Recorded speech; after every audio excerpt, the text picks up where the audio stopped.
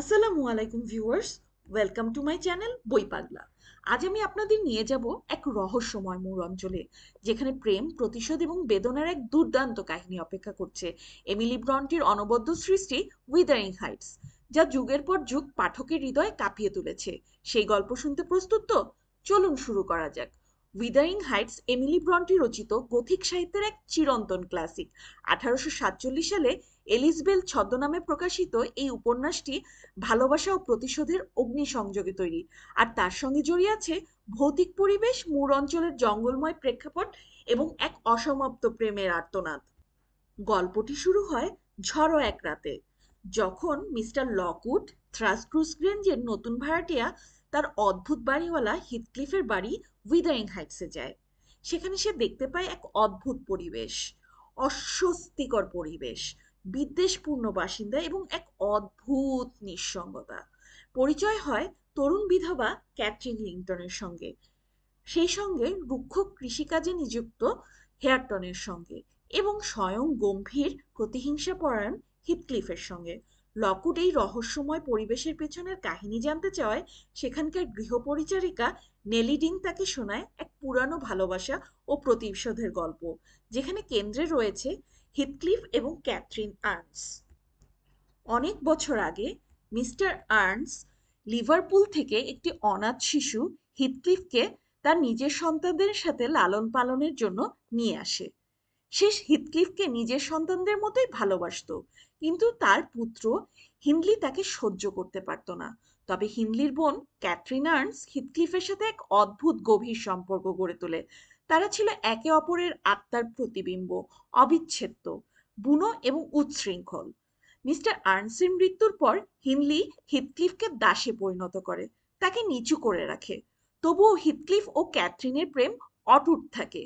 তাদের প্রেম ছিল সমস্ত সীমা ছাড়িয়ে, কিন্তু একই সঙ্গে আত্মকেন্দ্রিক ও বেদনাদায়ক। একসময় ক্যাথরিন বলে, আমার আত্মা যে উপাদানে তৈরি, হিথক্লিফের আত্মাও তাতে তৈরি।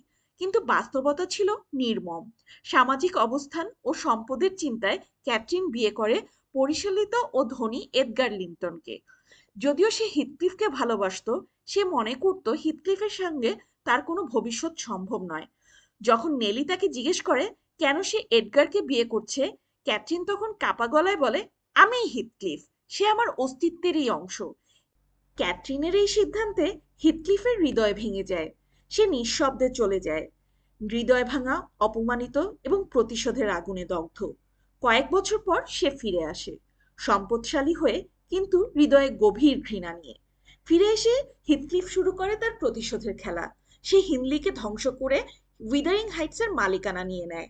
সে এডগারের বোন ইসাবেলাকে প্রলুব্ধ করে বিয়ে করে, শুধুমাত্র এডগারকে কষ্ট দিতে। কিন্তু ইসাবেলার প্রতি তার মনে কোনো প্রেম ছিল না, ছিল শুধু ঘৃণা। তাদের একটা পুত্র সন্তান, যার নাম লিংটন।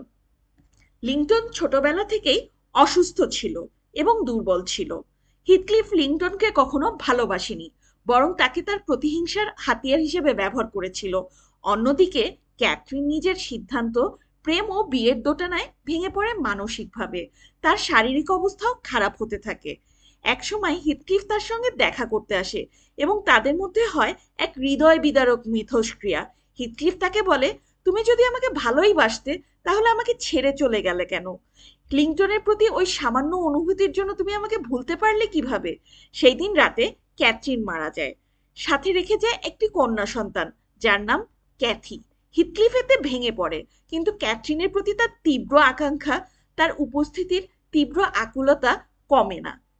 সে চিৎকার করে বলে, তুমি সবসময় আমার সাথে থেকো, যে কোনো রূপে, শুধু আমাকে এই শূন্যতায় ফেলে যেও না।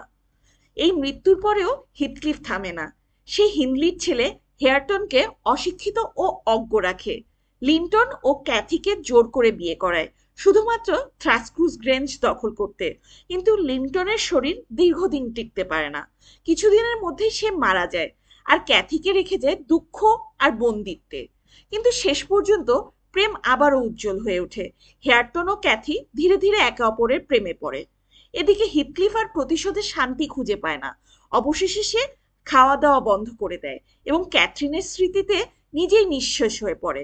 তার মৃত্যু হয় এক ভোরবেলায় ক্যাথরিনের সঙ্গে পুনর্মিলনের আশায়। লোকেরা বলে তাদের দুজনের ভূত এখনো মুর অঞ্চলে ঘুরে বেড়ায়, যেখানে একসময় তারা প্রেমে পড়েছিল।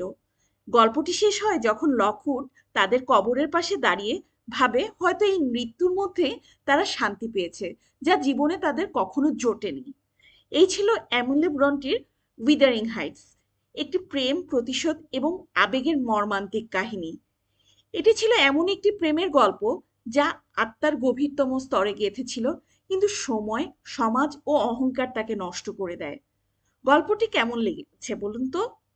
গল্পটি যদি আপনাদের ভালো লেগে থাকে তাহলে লাইক, কমেন্ট এবং সাবস্ক্রাইব করতে ভুলবেন না। আবার ফিরে আসবো নতুন কোনো এক গল্প নিয়ে।